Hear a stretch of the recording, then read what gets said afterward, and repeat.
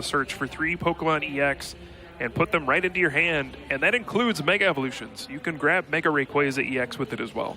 Yes, you can immediately, like if you already have the Spirit Link in hand, you can actually just grab everything straight for an evolution and play it all down in one big sequence, which is what we're about to see here. Yeah, so we see 2 Rayquaza EX and the Magearna EX, and we do see the Metal Energy in the discard pile. Magearna EX is a card we saw in Shintaro Ito's Mega Audino deck last year. Has some cool effects with the Mystic Heart ability. It'll actually be pretty useful against the Espeon EX of Ryan. It prevents all effects of attacks on all of your Pokemon that have Metal Energy attached to them. So it can block Espeon EX's Psybeam, the confusion part of it, which is a big part of the Espeon deck's strategy early on. So we see Nicholas able to play down several pieces of his hand. He's able to immediately evolve, he's going to dump it all down, and set up for 5 more cards. He opted not to play the other Rayquaza EX, perhaps waiting for a Skyfield. Gives up the extra card, but maybe thinking, if I draw no supporter, but like a Tapu Lele GX, I want to have the bench space. So we see he's got all kinds of options. He could probably play down another Rayquaza. I don't know if he has the pieces to evolve yet. I don't know if he has a Mega Turbo yet either. But opting to retreat out, put up the Mega Ray, and will he just hold? Yeah, he's trying to figure it out. There's always the worry that your opponent could use Field Blower and discard your Float Stone, and then you wouldn't be able to retreat, and it could disrupt your attack on the following turn. We do see the Oranguru on the bench, though. That's a great card for There goes the Field Blower. Yeah, that's big for 2 reasons. Discards the tools and puts 2 more item cards in Nick's discard pile, powering up that Trashalanche even further. Already 5 item cards. That's 100 damage for the Trashalanche already. That's one kind of terrifying thing that you can run into whenever you run these turbo-style decks is, sure, you might be able to deal 200 damage in 1 to 2 turns, but at what cost? How many item cards deep can you run where all of a sudden you've let your opponent deal also 200 plus damage for 1 energy? Yeah, so Ryan gets the first Trubbish down and already attaches energy to it. He sees the Magearna EX and the Metal Energy and says, Espeon is not even worth getting in this matchup. I'm just going straight for Trubbish so I can get Garbodor. There's plenty of items in my opponent's discard pile already. Trashalanche going to do a lot of damage. Let's go with that route. And some players have opted to run the Jolteon as well to add that additional lightning-type attacker. Here, Ryan not opting to do that, so the EVs are almost just fodder for the discard pile or punching bags in this matchup. Yep, and now looks like Nick, he does have Skyla in his discard pile. He could go ahead and play Versus Seeker. That is item number 6 now, so even bigger Trashalanche, but he can play this Skyla. It seems like a weird card in a deck that's all about speed, but it's big for situations like this where your limiting factor is Skyfield. You just don't have enough bench space. So being able to play this Skyla, sure, it takes up your supporter for the turn, but it unlocks your bench so that you can play more things like Shaman EX or even his unknown Farewell Letter. Things that give you more options. Once you have Skyfield in play, this deck becomes a different animal altogether. And that was we've seen. Nicholas had 2 Skyfield prized already, so being able to get one out as soon as possible is a very big option. I wonder, depending on what else is in his hand, he may even opt to just go straight for the Float Stone. I don't know what his situation looks like. There is a weird thing where I'm trying to see. He does run Choice Band. Oh, sorry. Wrong deck list. I was thinking, it's like, wow, with Choice Band, he could actually play it down, but he probably doesn't run it. No, you need the Spirit Link and the Float Stone. You don't have room for Choice Band in this deck. Right. The Spirit Link is off. I saw an opening, but it's not there. He needs the Skyfield to open up so that he can take one-hit knockouts. Yeah, the problem is he can't get a one-hit knockout here unless he has a Skyfield. So if he plays Skyla for Float Stone and retreats and attacks, he doesn't get a knockout, and it's almost like a wasted attack, doing 150 damage to a Tapu Lele GX. You can finish it off later, but it's very disappointing compared to what else you could be doing. So here we see, just goes for the Float Stone. Ooh, another double colorless down. The double-double. Does he have anything else, any way to burn through cards? He does have Lysander. He's already played the Skyla. I think he's just opting for the 150. Yeah, I think that is perfectly reasonable. And if I'm Ryan here, I might even consider if I draw a double colorless energy, just using energy drive for 120, setting up for a knockout. Right now, the Trash Lanch attack is doing 120, so that math would work pretty well. Or you can just try to force your opponent to take as many single prizes as possible. Throw up the Garboat or use Trash Lanch. You'll get knocked out by the Emerald Break attack, but then you'll be able to follow up with another Garboater and then Trash Lanch for a knockout. So we see Ultra Ball over on Ryan's side, probably getting a second Garboater down on this turn. So he's going to have plenty of those big attackers. Trash Lanch already hitting for 120, which is extremely good. Yeah, it's a big number against specifically the Mega Rayquaza deck because it has to play so many Shaman EX on the bench. Being able to hit for 120 means you can play Lysander or Guzma, target down those Shaman EX, which are vulnerable targets, and take easy knockouts as the game goes on.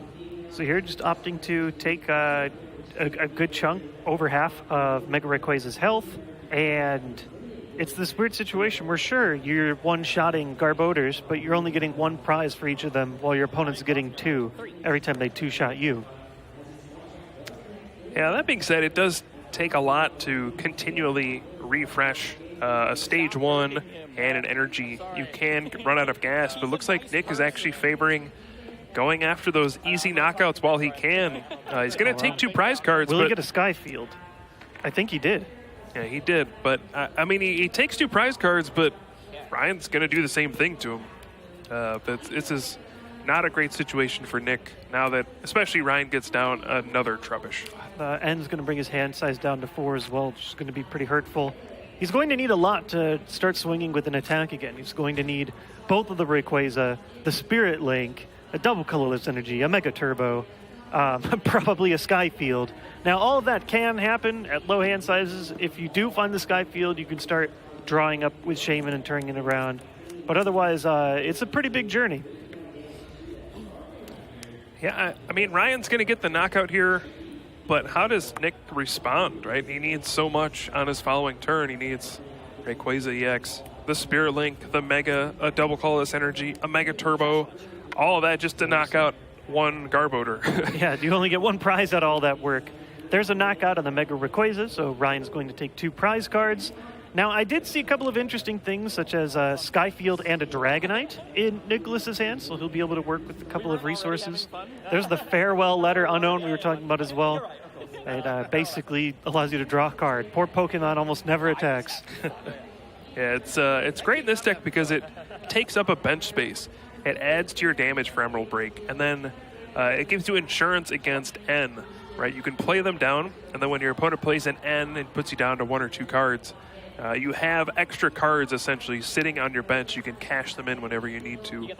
So here we see it's not a play error. Skyfield allowing you up to 8 bench slots. Means that Nicholas needs to go to the back end of the table. Dragonite, with the pull-up ability, allows you to get basic Pokemon back from your discard pile. So he's hoping to just reset this Unknown and draw something big. Does draw Shaman, allowing him to draw a couple more cards. I think he's really looking for that Spirit Link. Yeah, it looks like it. He has Mega Turbo in hand. He has the Mega Rayquaza in hand. He was digging for that one Rayquaza Spirit Link, but did not find it. And if he doesn't get an attack off here, it looks pretty ugly. Ryan could knock out almost anything on Nick's field. The only thing he couldn't really knock out is the big ones like Dragonite, Rayquaza. Even McGurna has resistance, so you can't get the knockout there. But like Hoopa EX, weak to Psychic, Shaman EX, easy 2 prize cards. This could be a big miss for Nick, and he's going to put more items in the discard pile. Yeah, versus Seeker. That's number 7. Starting to get dangerous. One more, and you start to put yourself in the situation where even like your Rayquazas can be knocked out if they have a band. Yep. And he does grab the Spirit Link with the Skyla. I don't think he had the double colorless energy in hand though for the huge combo. He does have Mega Turbo. Yeah, but even Mega Turbo puts another item in the discard pile. And you can see just why this Trash Lanch attack is so potent and why it has been doing so well at tournaments. Every deck needs item cards to set up, to do something, to execute their strategy. It's just a part of the game. Every deck has 10 plus item cards in it. And you just, over time, you have to play them. And once you do, the damage piles up. And you can see, just look at the difference in commitment. Garbodor needs 1 psychic energy to start doing Trash Lance. Right now dealing a base of, oh man, a base of, where we hit 200 now? Yep. 200 damage. To deal that kind of damage on the Mega Rayquaza side, you need 3 energies, probably a Spirit Link as you're evolving up. Oh boy. Skyfield, oh man. Sorry, not oh boy. Your boy. Your boy, Guzma. Guzma, pulling up the Mega Rayquaza EX, can actually knock it out with this band. Yep. And at this point, if I am Nick, I am considering moving on to the next game because this is looking ugly. I don't even know, oh man, throwing up Magearna. I would not be surprised to see a scoop on this turn, and there it is. Wow.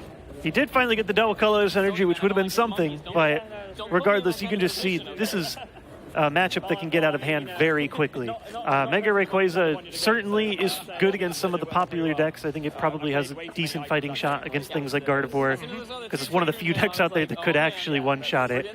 But overall, you definitely struggle against decks that utilize how many item cards you've played. Definitely, and especially Nick's version, he's playing the full-out like speed version where you're still playing cards like Trainer's Mail. I've seen some versions of this deck where you scale it back a lot. You don't try to go for the turn 1 Emerald Break because you really don't need to anymore. You don't need to get a turn 1 attack. The format is slowed down enough where you can power up a turn 2 Mega Rayquaza and Emerald Break turn 2. That's an acceptable speed of play at this point. But Nick is going full out. I want to get turn 1, everything into play, power up my big dudes, do a lot of damage, and try to overwhelm my opponent. But that is the kind of play that Trash Lance punishes very hard. Trainer's Mail has almost fallen out of competitive play completely because each one of them is 20 damage for the Trash Lance attack, and you just can't afford to give your opponent that. Oh, big prize cards for Ryan. Garbotoxin and both Field Blowers. Wow. That could end up being big. So once again, not going to have access to Garbotoxin. As you guys saw in the last game, he did not even need it. We'll see how much more explosive Nicholas's start might be this time. He does have a Skyfield right away. It took him a while to actually get that out in the first game. Yeah, the unknown start, not great. You can only use Farewell Letter when it's on the bench, so it's actually kind of annoying to have to move it to the bench just to cash in the ability. Makes you burn some resources where it's typically a card you just want to throw down on your bench and either let it sit there or draw your card right away. But in this case, he'll have to commit either an energy or a float stone to get it out of the way. And it's also an easy knockout for an Espeon GX. So we see the Ultra Ball creating the first item in Nicholas's discard pile. Certainly will not be the last, but it has begun sort of this tracker that we're keeping above the GX markers. For each of those die pips, that's going to be an additional 20 damage from Trash Lance when it happens. This game going to start pretty similarly to the last one. Ultra Ball for Hoopa EX, Scoundrel Ring. Hoopa EX and Shaman EX are the two things that really make this deck work. You just need, it's a big combo deck. You need to draw so many pieces at the right time. Hoopa EX gets you your Pokemon. Shaman, it actually finds you Shaman EX as well, which can draw you additional cards to find like your trainer cards, your energy, things like that. It's actually really cool to see in action how much you can do in a single turn. But they do clog up your bench, and they do give up easy prizes later in the game, especially against Trash Lance, but they are necessary to get this deck moving. Yeah, it's, as you said, this is just a very risky deck. It's all in. You try and just get as many pieces down as possible. All these energy, there we have already the Mega Evolution, the double colorless energy, another setup. The Farewell Letters haven't started moving yet. Even another Hoopa, all kinds of crazy stuff. Yeah, I think this game, Nick needs to find a way to not play as many item cards. Slow down if you need to. You don't need to attack immediately. You can have a couple turns where you're not doing anything. The Espeon version of the deck doesn't pressure you super quickly. It annoys you with Psybeam, but it's not like you're under immediate pressure like from Drampa GX where you're getting hit for 150 damage or 180 damage right away. Typically, you can have a few turns, and if you can set up without playing item cards, that really takes away a big layer of that deck. Yeah, you're almost your biggest opponent because as you play through more cards at once and earlier, you're sort of setting up your opponent's main attacker. Once you get the Magirna down, you don't even need to worry about Espeon nearly as much. So you sort of control the pace of the game. Yeah, you saw last game, Ryan didn't do much. He got out one Garbodor, and it took all of his prizes. And now Nick chose to go after kind of the easy prize cards for the Tapu Lele GX, and that might have been one of the deciding factors in the game. If he had just dealt with the thing in the active spot, perhaps he could have won that game, but all we saw was one Pokemon using Trashalanche repeatedly, and that was it. Ryan did barely anything. He powered up a single Pokemon and played a single energy, and that's all it took to take all of his prize cards. Now, he got some help from Field Blower and some other things, but you can see that's why his deck is so powerful. So there we see a Hex Maniac finally ends Nicholas's turn. Might keep Ryan a bit slower at his start. And on top of that, got a second Mega Rayquaza out. This one without the Spirit Link, but it does end your turn when you do it in that way. Yeah, I think that was smart. I think he had a Spirit Link in his hand, and he just didn't want to play it. He had nothing else to do this turn, so with Mega Rayquaza's Delta Evolution, you can evolve it immediately. It's very similar to that Forest of Giant Plants Stadium card. But another big thing was that Hex Maniac turning off the Energy Evolution for Eevee. We could have seen a Psybeam knockout on Unknown if he could have played the Energy, evolved to Espeon GX, get the knockout, but instead Eevee has to wait a turn to evolve, can't use its ability. Yeah, that's pretty relevant. And also, each time that Nicholas ends up playing with Spirit Link, that's another potential candidate to be discarded and adding another item with Field Blower. Yeah, so it looks like this game's going to play out pretty differently than the first. Only one item card in Nick's discard pile after the first turn, whereas it was already at 5 or 6 in the first game. He's almost nearly set up. He's got Double Colorless Energy on the bench. Mega Rayquaza EX. All he needs is one more energy, and then a way to retreat is active. Perhaps like a Guzma or a Float Stone, and he can start using Emerald Break, and there's nothing really on Ryan's side that he can do to respond to it right away. With only one item in the discard, that's 20 damage. That's nowhere near a knockout, not setting up for a knockout either. So Nick doing a much better job this game. Maybe just drew cards in a better order this game, where he is setting up his strategy, his big Pokemon, without giving Ryan a chance to hit him back with that Trashalanche attack. Yeah, he was able to do a pretty incredible amount of work considering he only played one item card in that entire turn. The double Hoopa Scoundrel Ring definitely contributing to that. He didn't even have to go into the farewell letters either. Yeah, perfect so far. We'll just have to see if he can move his Unknown out of the way next turn. If he has something like Guzma, that'll be perfect, where he could play Guzma, bring up the Trubbish, and knock it out with an Emerald Break. So here we see Ryan retreating with Floatstone on his Eevee, throwing up essentially a sacrificial Trubbish. He was able to grab a second one. If he wasn't able to, you can get into weird situations where your opponent could just knock out your lone Trubbish before you can even evolve. So now the ball is in Nicholas's court to start applying pressure. I don't know if he's discarded an energy card yet. He has Mega Turbo, but it's kind of a scary card. When you play it, you're immediately telling your opponent, hey, here's another item card for Trashalanche. We also see Wonder Tag here from Tapu Lele. Curious what supporter we're going to end up finding. Everything's full art, so not using it. It's Mallow. Okay. Yeah, that's a card that works very well in conjunction with Unknown and also Shaman EX. So you get to search your deck for 2 cards and put them on top of your deck. And then you use abilities like Unknown's Farewell Letter or Shaman EX's Setup to then draw those cards that you put on top. This card isn't used a ton, but I think in the decks that do use it, it can be extremely powerful. Very few effects allow you to actually pick whatever you want out of the deck. There's usually some sort of restriction. So when you can combine it with straight draw, it's fantastic. Yeah, so Nick could do something kind of neat here. He could put his top 2 cards to be Floatstone and an Energy. So he can Farewell Letter the Unknown on the bench, draw the Floatstone, and then attach it to his active one, retreat to Mega Rayquaza EX, then use that Farewell Letter to draw the Energy, and then he can attack. Yeah, and you could do all of that without even needing to do the Mega Turbo. Yeah, it will put 1 item in the discard because he'll have to discard the Floatstone when he does the Farewell Letter, but I don't think 2 is a very relevant number of item cards at this point. So he's been able to stack the top 2 cards of his deck. Yeah, it looks like he actually had them out of order. So, and then he double had check to make sure. It's like, oh no, that's bad. That's bad. I think he had the energy first before the float stone. That's not how that's supposed to work. All right. So he has sequenced this perfectly. Energy off the top. He attached it right off the top of his deck. How did he know? Wow.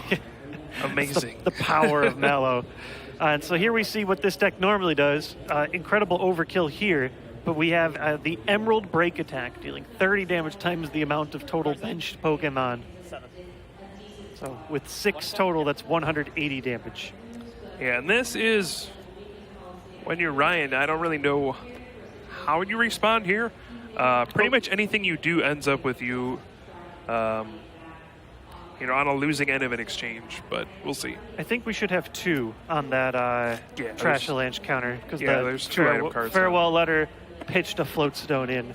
That said, dealing 40 damage is not really great right now either. Yep.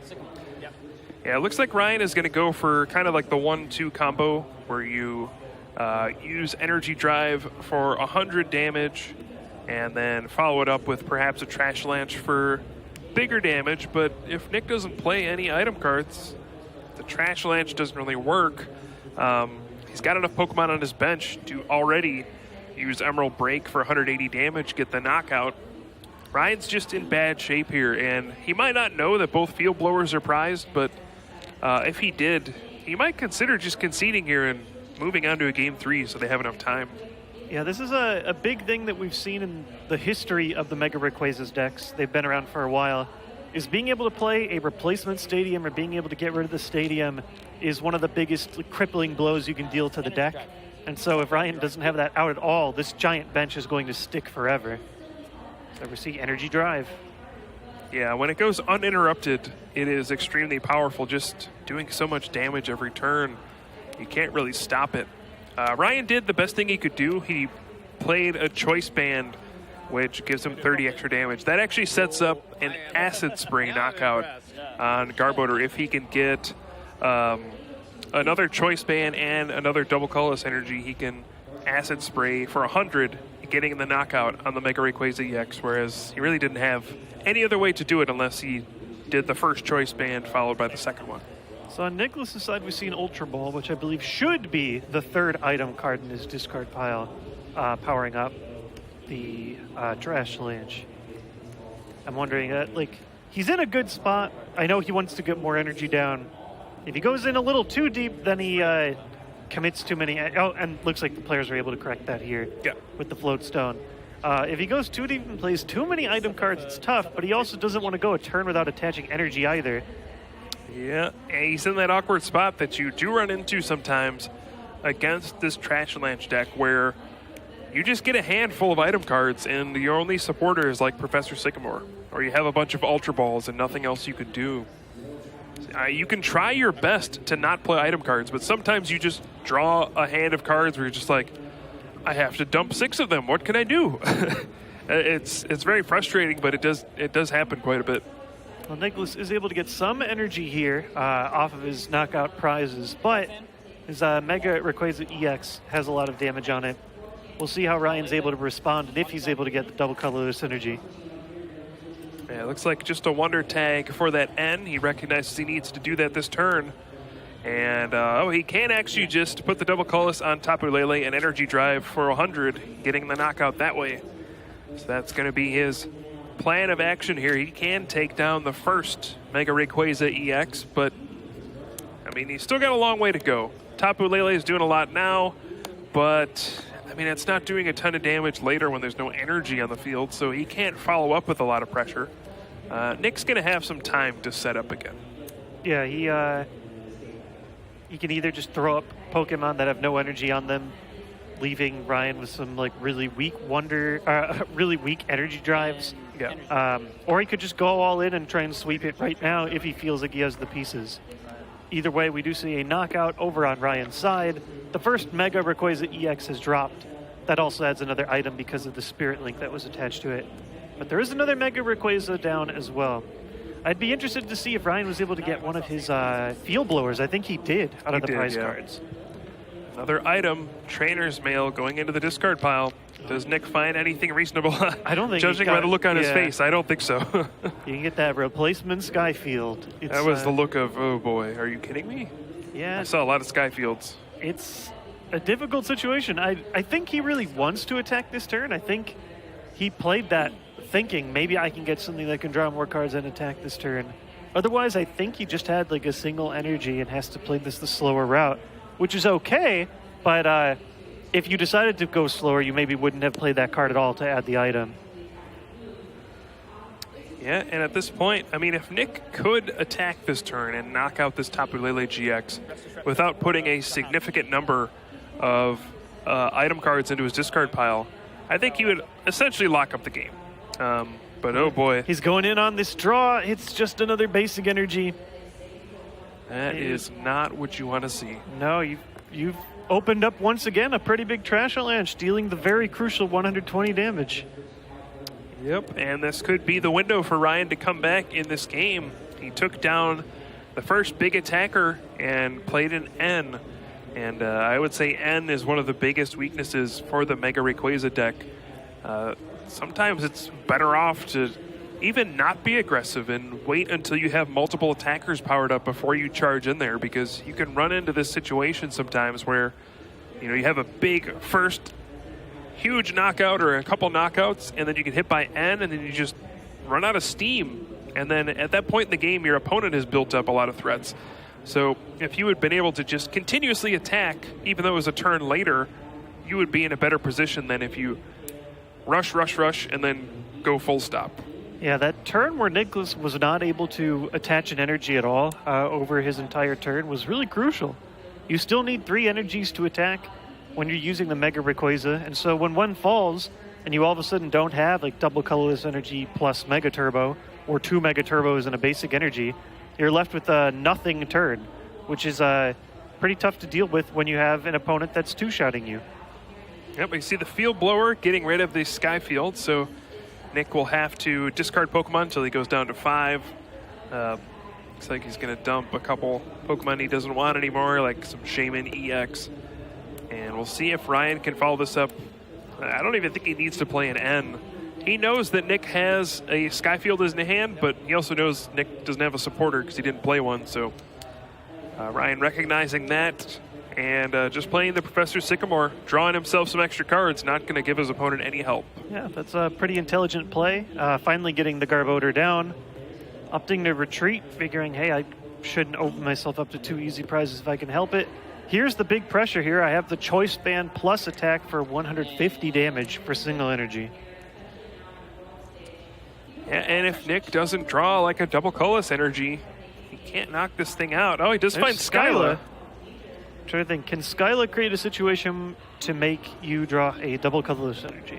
Well, I think Nick... Or you could get Mega Turbo and just concede the fact that... I think Nick is going to make a crucial decision here. Is he fine just grabbing a Mega Turbo and getting the knockout, or is this the point where you say, all right, the items are going in the discard, I need to race. I need to grab Ultra Ball here, get a Shaman EX, draw a bunch of stuff, try to set up multiple attackers, and just try to win before my opponent can get me. Because if he can attack in the right order, he can actually win the game before Ryan could. He could get the 1 prize knockout here, play Lysander, knock out Tapu Lele GX, and get the win in 2 turns if he can power up multiple Mega Rayquaza EX. Oh, so boy. I think at this point, that's his best option. Just go for it. Hope for the best. Yeah, at this point, actually opting to grab the Oranguru, so that can allow him to draw some cards. I don't know if there's still a Shaman left in the deck, or he figures I will probably get out to another Shaman off of this Oranguru. It's going to be able to instruct for 3 cards. He has an empty hand. Oh boy, these are 3 big cards. Does he find a double colorless energy or not? He needs at least that to kind of stay in the game. Probably the Pearce Mega Ray as well. Sycamore's a big piece, but he's, oh no, he already played the Skyla. Indeed. He has another Ultra Ball, but I guess the question is, if he had a Shaman, I feel like he would have grabbed that first anyways, right? Yeah, I think 2 were discarded when the Skyfield came into play. That or there's one prized. He I think discarded he's the just out. Dragonite too. Yeah, and he played a rescue stretcher, I think. Oh boy, retreating to Oranguru is No. that is a really sad conclusion to a very bold move. And Nick, understanding the situation here, got a smile on his face. He knows I did the best I could. But Guzma coming into play, targeting down the Mega Rayquaza EX. We're going to see a lot of Guzma this weekend. We already have. And targeting down for a 2-prize knockout. And can Nick do anything from here? Yeah, it's that's really tough. He has options like N that can bring Ryan down to a low hand size, but he has nothing. He needs both Mega Rayquaza down, like one down, Spirit Link, another one, double colorless energy, Mega Turbo, a way to move this Oranguru in the active spot. He needs to draw basically the rest of his entire deck to maybe have a chance at getting one knockout. Yeah. And even then, by the time you've done all of that, you've probably opened yourself up to like another Garbotoxin knockout. That said, here we go with Ultra Ball. Yeah, so I wonder what actually gives him the best odds. Do you Sycamore and just try to get a knockout here, hope your opponent doesn't have a Garbodor plus energy? Well, he already has the energy. Hope he doesn't have the Trash Launch, or do you... I don't even think you can N. I mean, you could... You can N, hope your opponent doesn't draw Guzma and then gets another turn to draw a Garbodor. It's just ugly. It just, no matter what you do, it's not pretty. Yeah, everything is bad. Versus Seeker opting to go the Sycamore route. There's Mega Turbo and the double, but I don't even see any out to the Spirit Link or Evolving or anything. Nope. Lots of energy. He needed these several turns ago, but right now he has all the energy in the world and no Mega to attach them to. Looks like Nick will have to play another round here, but Ryan will advance to day 2 with a victory here. And we talked about earlier how he just has not had great luck at the World Championships, but there he is. Guzma for game. 4-0. He is undefeated. And moving on to the second day of competition here at the 2017 Pokemon TCU